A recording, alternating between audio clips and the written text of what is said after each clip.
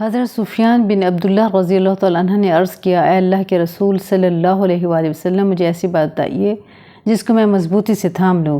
رسول اللہ صلی اللہ علیہ وآلہ وسلم نے فرمایا، تم کہو میرا رب اللہ ہے، پھر اس پر جم جاؤ۔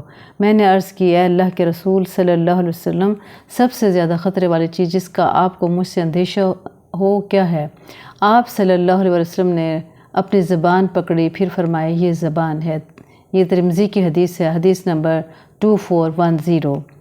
یعنی یہ بہت خطرناک ہوتی ہے زبان، اگر اس کو ہم اس کی مرضی سے چلنے دیں، اس لیے اس پہ ہر وقت نظر رکھنی چاہیے۔ مطلب کہنے کا یہ ہے، یہ زبان ایک ایسی چیز ہے جو جہنم میں بھی لے جاتی ہے اور جنت میں بھی لے جاتی ہے۔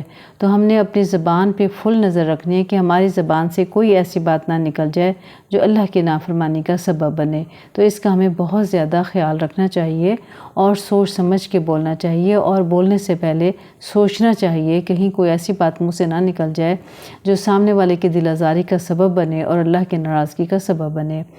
ایک اور جگہ نبی کریم صلی اللہ علیہ وسلم نے ارشاد فرمایا، بعض اوقات بندہ اللہ کی رضامندی کی بات کرتا ہے اور اس کو اس بات کی پرواہ بھی نہیں ہوتی، لیکن اس بات کے سبب اللہ تعالیٰ اس کے درجات بلند کرتا ہے۔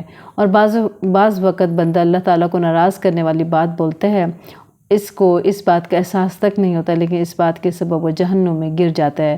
یہ روایت کی حضرت ابو ہریرہ رضی اللہ تعالیٰ عنہ نے، بخاری شریف کی حدیث مبارکہ ہے 6478۔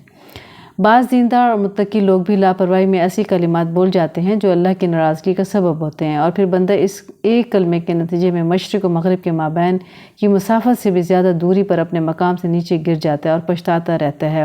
تو یہاں بھی دیکھیں، نبی صلی اللہ علیہ وسلم یہی ارشاد فرمایا کہ اپنی بعض اوقات ایسا ہوتا ہے نا، انسان اپنی طرف سے اچھی بات کہہ رہا ہوتا ہے، لیکن وہ کیونکہ بغیر سوچے سمجھے بول رہا ہوتا ہے تو وہ اللہ کی ناراضگی کا بھی سبب بنتا ہے۔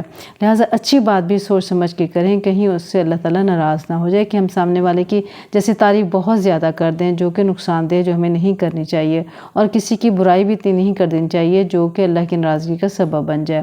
تو ہمیں اس چیز کا بہت خیال رکھنا چاہیے، چاہے کوئی دیندار ہے، چاہے علم بھی رکھتا ہو، اس کو بھی اپنی زبان پہ بہت زیادہ توجہ رکھنی چاہیے۔ تو زبان آفتیں جو ہوتی ہیں اس میں سے بغیر سوچے سمجھے بولنے سے پیدا ہوتی ہیں، تو ہمیں اپنی زبان پہ بہت زیادہ توجہ دینی چاہیے تاکہ کوئی ایسا کلمہ ہماری زبان سے نہ نکل جائے جو اللہ کی ناراضگی کا سبب بنے۔